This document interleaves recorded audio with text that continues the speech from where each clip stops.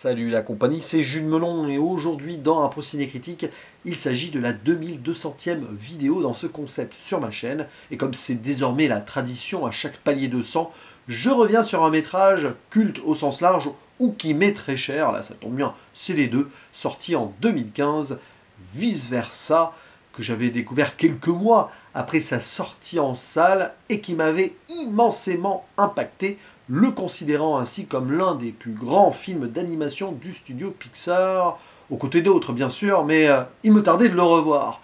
Il a fallu attendre tout ce temps pour que je me replonge dedans, et bien sûr la sortie du deuxième volet, imminente là, hein, forcément, hein, ça tombe vraiment bien, peut-être même que vous l'avez déjà vu en avant-première, bon, moi aussi, hein, mais je ne suis pas dans le futur, je ne sais pas encore. Au casting donc de cette œuvre, je ne l'ai pas dit, réalisée par Pete Docter, qui avait avant fait Monstres et compagnie et là-haut, et qui fera ensuite Soul, nous avons dans les voix des diverses émotions en VF, quelques star talents comme Charlotte Lebon, Gilles Lelouch, Mélanie Laurent, Pierre Ninet et Marie-Lou Berry. Citons aussi la présence de Didier Gustin qui joue l'ami imaginaire Bing Bong, un personnage capital. Et on reconnaîtra des voix de doublage très connues, bien sûr, pour les parents, par exemple, Alexis Victor et Françoise Cadol. Puis il y a aussi Donald Renew ou Emmanuel Jacomi, Emmanuel Garigeau, voilà. Alors, l'histoire sur le papier est simple, mais complexe quand même. On va suivre Riley, donc une jeune fille de 11 ans, qui va être victime d'un bouleversement dans son existence. Changement d'endroit, donc hein, elle va déménager du Minnesota jusqu'à San Francisco, où son père a un nouveau boulot.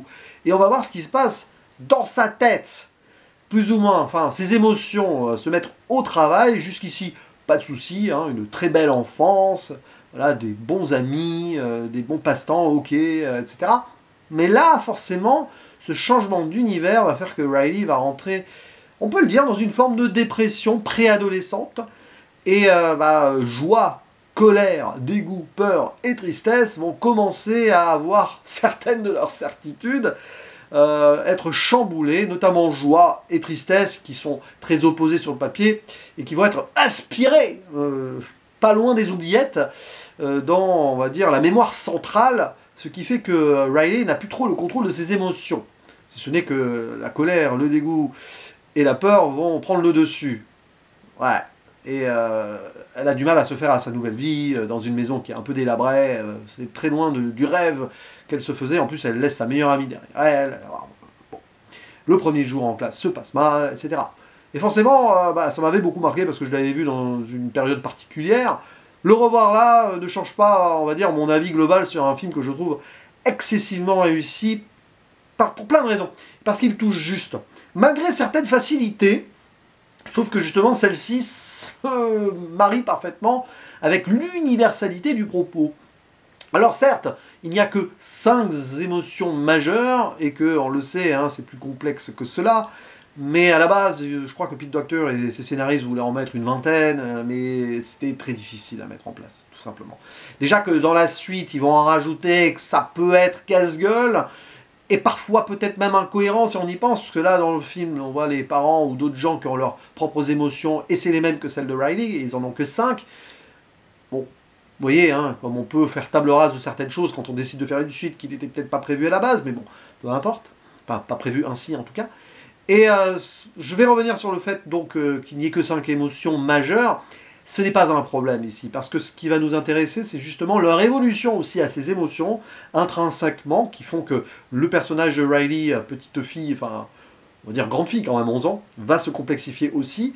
Exemple, la fusion ou non, mais le changement d'émotion pour les émotions, que sont joie et tristesse, qu'on va suivre en particulier, donc notamment là, dans leur voyage un peu compliqué vers la mémoire centrale, avec le train des pensées, des moments un peu abstraits, rêves, cauchemars, et attention aux oubliettes. Je ne vais pas vous refaire ici le déroulé du film, on n'est pas en plus dans les détails absolus, mais ce voyage-là est assez périlleux, et fait que justement, joie et tristesse vont se rendre compte que, au-delà d'être opposés, de n'avoir sur le papier rien en commun, au contraire, leurs aventures ensemble vont créer autre chose.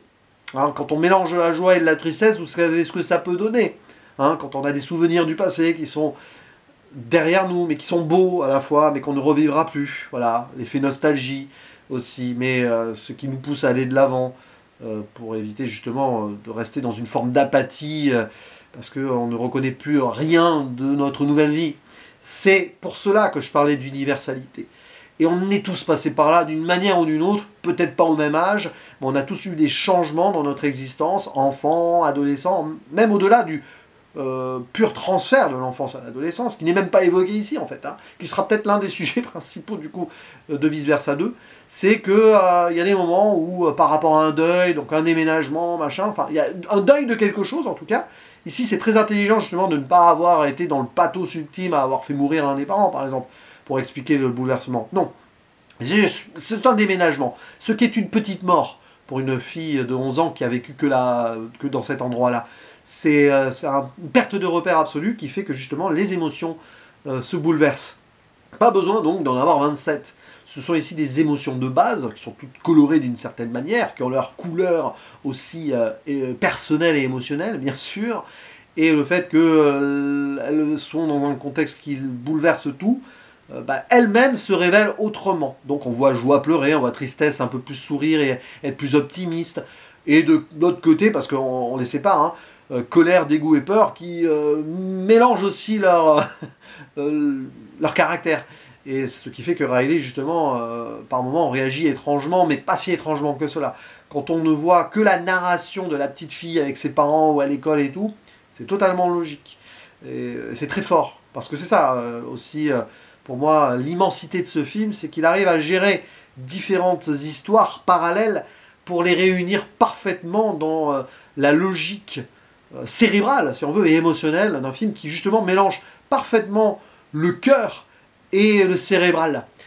C'est à la fois très facile dans les émotions, mais il faut se creuser un peu le cerveau, et ça a été travaillé scientifiquement, ça se voit, y compris dans l'architecture. Parce que c'est ça qui m'a fasciné sur le deuxième visionnage surtout, c'est la façon dont est représenté le monde cérébral, émotionnel de Riley. Et ça c'est le nôtre, hein.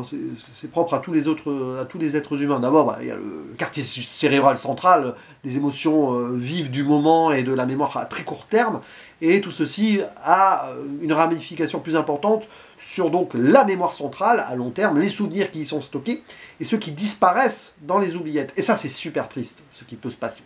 J'ai pas envie de faire de zone spoiler d'ailleurs, mais autour du personnage de Bing Bong, c'est très fort, hein.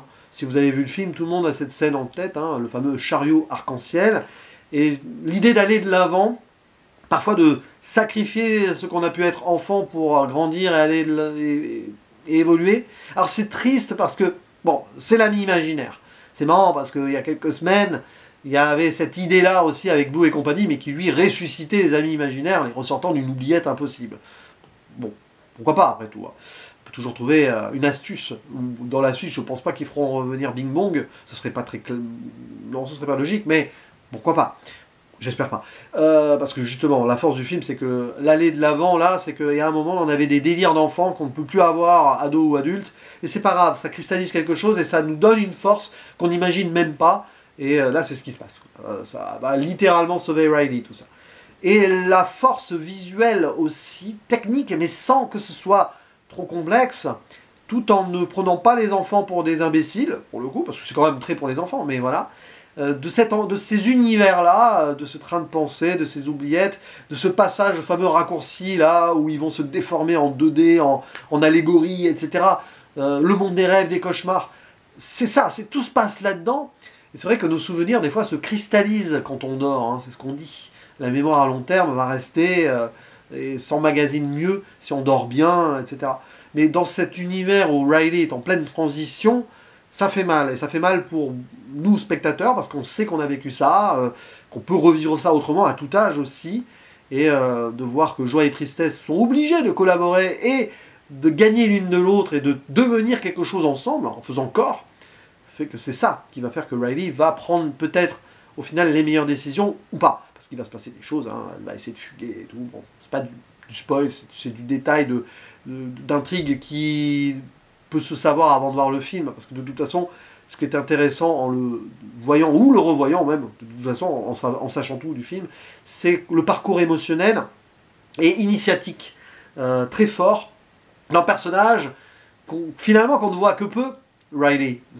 Mais on est profondément en elle, pour le coup. Et c'est Joie qui fait un petit peu, d'ailleurs, cette voix off qui raconte, qui elle sait tout sur le papier, c'est comme ça qu'elle annonce le film, hein, ce qui se passe dans la tête de Riley, mais en fait, Riley va la surprendre par rapport à son vécu.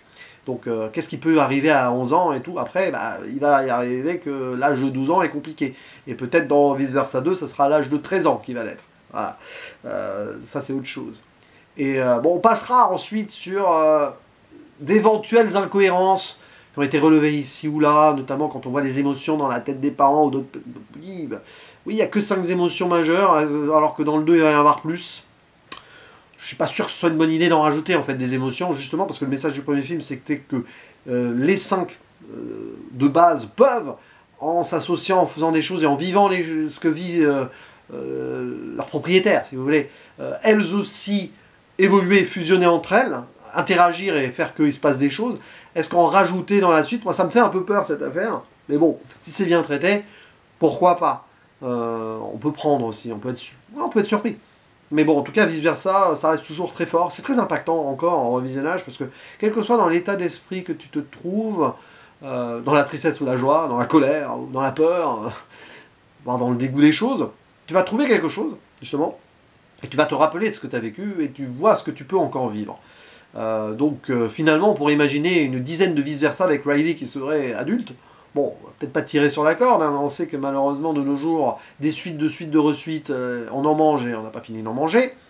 Ouais, ça pourrait fonctionner s'il y a une bonne écriture. En tout cas, ce qui est sûr, c'est que là, rien que pour l'univers, les couleurs, les évolutions émotionnelles, ce qui s'y passe, l'humour aussi, parce qu'on rigole dans le film, et on n'oublie pas de rire. Voilà, on peut pleurer et rire en 2 minutes entre 2 scènes. Bah, c'est ça, joie et tristesse et toutes ces émotions qui font des échanges, des va-et-vient, comme nous faisons des va-et-vient dans la tête de Riley, entre sa mémoire immédiate, ses émotions précises dans le cortex principal, et on va au plus profond, même vers la tristesse des souvenirs oubliés. Et voilà. Puis on a même la chanson drôle de la pub là sur les dents, je sais plus, une pâte à dents, comme ça, enfin, c'est un chewing-gum quoi, hein, tout simplement. Hein. L'ami des dents, c'est ça. Hein. Voilà, donc c'est vraiment bien, parce que Vice Versa arrive à rester finalement très ludique et riche, dans une forme de simplicité. C'était une bonne idée d'en rester qu'à 5 émotions, même si on aurait pu en avoir une 6e. Je crois qu'il y en avait quand même une 6e qui a été vraiment enlevée au dernier moment. Bon. Mais ce qui est certain, c'est que c'est l'un des Pixar les plus réussis. Le meilleur de son réalisateur, ça me paraît clair pour moi en tout cas. Vraiment. On verra donc ce que donnera la suite là en salle. Et si ça a réussi à transcender quelque chose, si ça a réussi à nous mener encore plus vers une vision plus adulte de cet univers-là. Mais j'en doute, ce sera une vision plus adolescente à la rigueur.